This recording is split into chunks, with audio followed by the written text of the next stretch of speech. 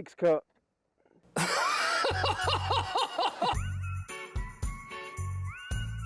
So today it is the 210 Villiers kart. I'm going to be out in that again for the second test day at Hooton Park, and oh, keep the fingers crossed. I'm so hoping that today goes well. After last time's was less than brilliant, all because of a little crank seal letting us down, letting the team down. Progress. I've just turned up. I've done fuck all really, if I'm honest.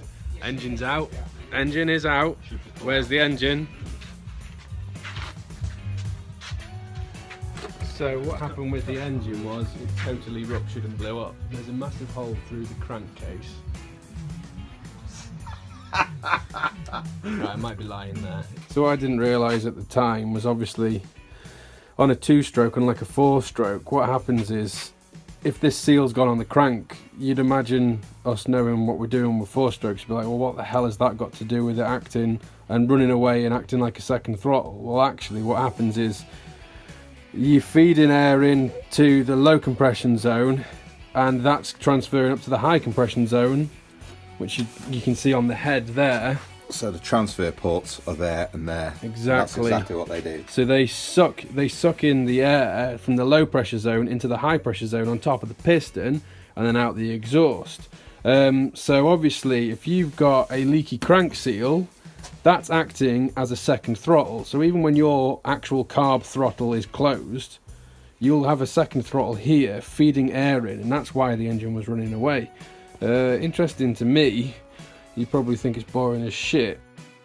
Thank you so much to John and Ron for really looking after me. I've been so preoccupied with the MX5 and stuff that they've really looked after it, and the cart's been apart, crank seal replaced for a few quid, and everything's gone back together. We've strengthened the gear shifter, so hopefully that doesn't let go on us again, and put some new tasty Dunlop slicks on the car, after realising that the ones that were on it were a little worse for wear.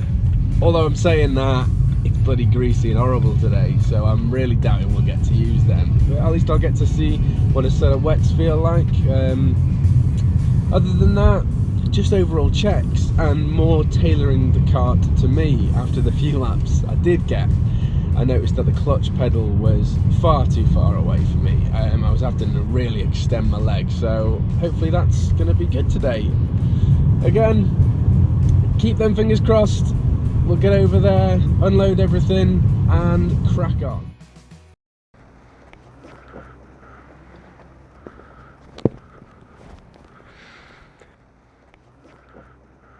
Will, Yeah, mate? Got dirt on my shoe. mentioned anything about vibration. Does that mean it's not vibrating? No, I can't feel. Right, okay. No, not compared to when I went out in runs. I thought I was going to poo myself. It got to a certain vibration and I thought, I ain't got a choice here. I think I may shit myself. And I didn't have a choice. But now, in this, there's nowhere near as much vibration. Have you brought your glasses with you? Yeah, they're in there. I'll probably go faster without the glasses, mate.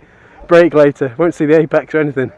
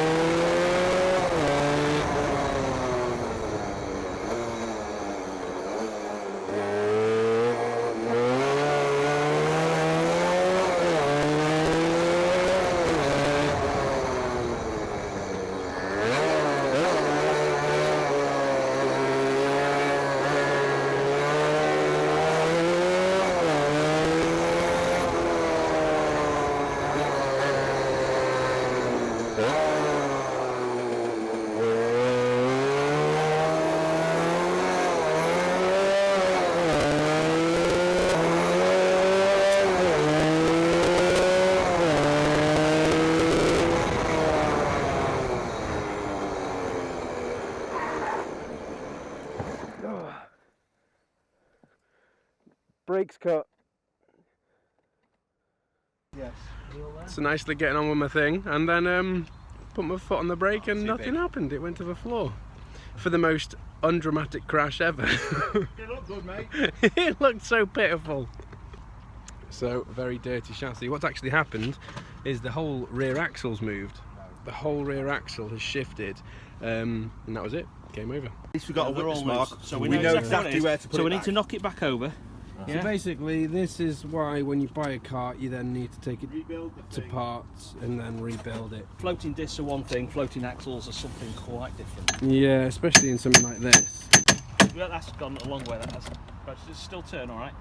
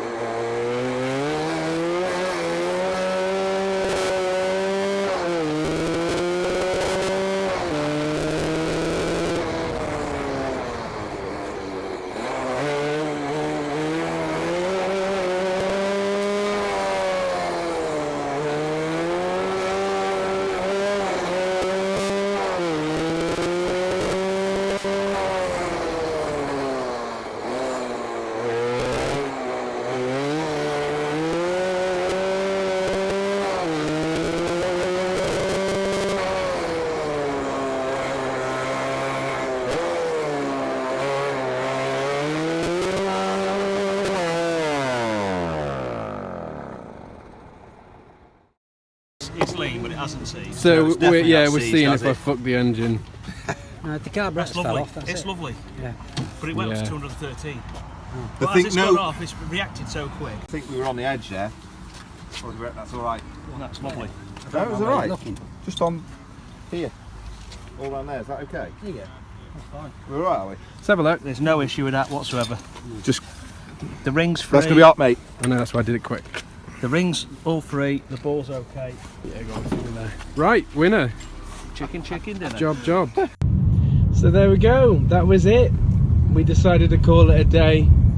After that, the engine had been pinking. I hadn't heard it. It was very hard to hear in the cart. It's hard to drive the thing, let alone listen out for things like that. Hopefully I'll get better at that as I become more used to the thing. What a tool that is. It's freaking so difficult. Honestly, it's alien to me, as you could probably tell. The whole live rear axle thing, and you turn into a corner and get a bucket load of understeer when you're off throttle. But then if you start applying the throttle, it starts to turn in as the rear end pushes the front. And that is so difficult for me to get used to. If I brake and don't scrub off enough speed to then be able to get back on the throttle and throttle through the corner, trail the throttle through the corner, I'm coming off. But the problem is that the way these little Villiers two-strokes are, it's like hitting a light switch. It's all or nothing. So modulating the input, the power input, is nails. I've never driven anything like that before, and for that reason, I bloody love it. It's so challenging, so challenging, and massively rewarding as you start to get more confidence and work it out. It's like a freaking puzzle.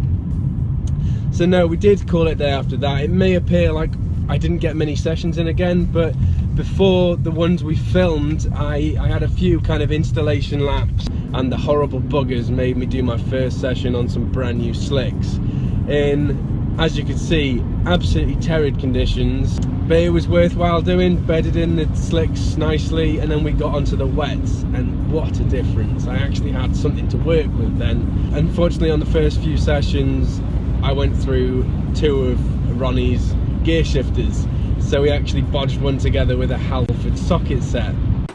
So, gear shifter take 3. Oh yeah.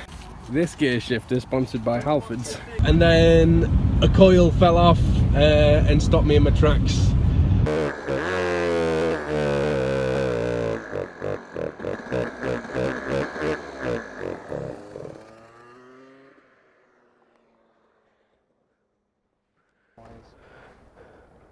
Coil snapped.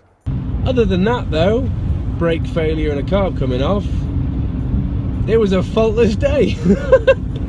But I mean, I know that sounds ridiculous. I know it sounds like it was riddled with failure, but it wasn't. It just wasn't. It just showed us again, if you're buying something from someone that you don't know who's built it, maybe do the smart thing and rebuild it, you know? Even if the rear axle had been tightened and it had rattled loose, we need to go back and Loctite that now and just do things the way we like to do things. So hopefully we get a bit of better luck on days moving forward. I was just saying, 2 of the most lovely blokes you could ever wish to meet, and this dude. But no, just to reiterate again, thank you so much to the team. I really love the support, and you really helped me just focus on the drive. Everything else seems to be taken care of without me even noticing on the day. So just a big thank you, and there we go. Move on now. A few little bits to do to the car, obviously, as always. Probably just go over it with a really fine-tooth comb. More than that now, it's time to get up to Wigan for me to do my kart license so I can actually go and race. So that'll be the next episode. Thanks as always, really appreciate the support, and see you soon. See, Ron was having trouble with the throttle where I was fine, mate. Do you have any clue why that could be? Is it because I'm an inch taller than you? Mate, you're just not.